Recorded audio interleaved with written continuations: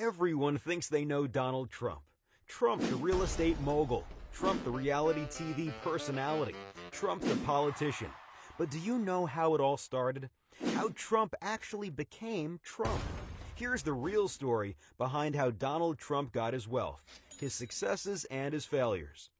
The story started well over a century ago with Donald's grandfather, Frederick Trump. You see, real estate runs deep in the blood of the Trump family, and Frederick was actually the first Trump to own a hotel. During the famous Klondike Gold Rush in Canada, Frederick owned an inn and restaurant that served gold miners. When he passed away, he left an estate worth just under $500,000 in today's dollars to his heirs. His eldest son, Fred Trump, carried on the Trump legacy by going into business with his mother, using his inheritance for seed money. Fred became a very successful builder in New York City's outer boroughs. He built single-family houses in Queens in the 1920s. He helped pioneer the supermarket with the Trump Market during the Great Depression. He even built barracks for the Navy during World War II. But Fred's real cash cow came in 1949, when he got a government loan to build Shore Haven Apartments in Brooklyn. The Federal Housing Administration paid him $10.3 million, but he was able to build the apartments for significantly less. The government kept overpaying for houses in Brooklyn and Queens, and Fred kept building them. Fred Trump was allegedly worth between $250 and $300 million by the time of his death in 1999. According to Donald, his father was one of the biggest landlords in New York's outer boroughs. Born in Queens, Donald Trump would join his father's company early on in his career.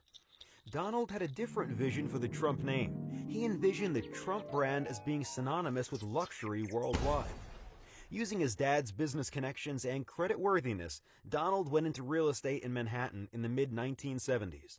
He borrowed a small sum of $1 million to get started.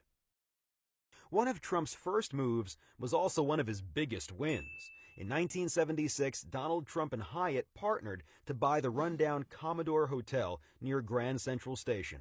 At the time, the whole neighborhood was in disarray, with many nearby buildings on the verge of foreclosure.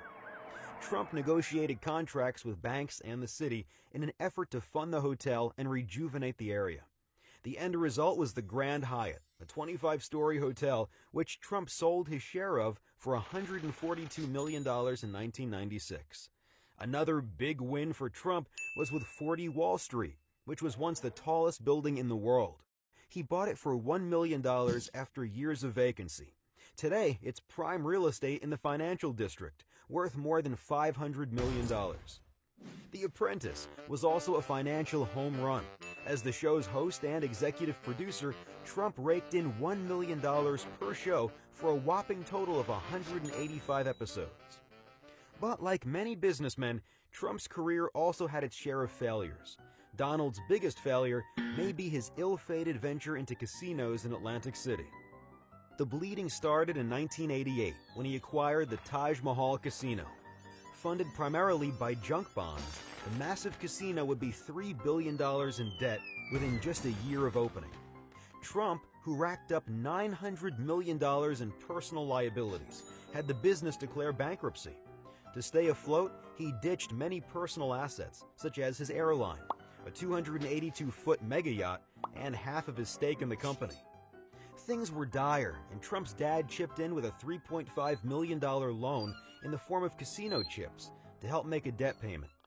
Trump's casino holding company would enter bankruptcy 2 additional times, once in 2004 after accruing $1.8 billion in debt, and again in 2009 after missing a bond payment during the financial crisis.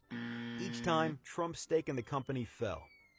While 3 of Trump's 4 bankruptcies involved Atlantic City casinos, he has also struggled in other ventures outside of real estate. Trump Airlines, Trump Vodka, Trump the Game, Trump Magazine, Trump Steaks, and Trump University were all destined for failure. Trump Mortgages was launched in 2006, right before the real estate crash, and it also imploded. According to Trump's campaign, he is worth in excess of $10 billion. However, he has been accused of artificially inflating his net worth. Forbes and Bloomberg News both have drastically different estimates of his wealth. Using the middle-of-the-road figure from Forbes, here is how Trump's wealth breaks down. About 7% of Trump's net worth is in cash and liquid assets, such as investments. 8% is in golf courses, and 4% is in his toys, such as his helicopters, penthouse, or a Boeing 757. The majority, however, is in real estate, with Manhattan properties alone making up about half of his total portfolio's value. Now that you know the real story behind Donald Trump's wealth, his successes and failures, and the help he got along the way, it's time to see how he actually did as an investor.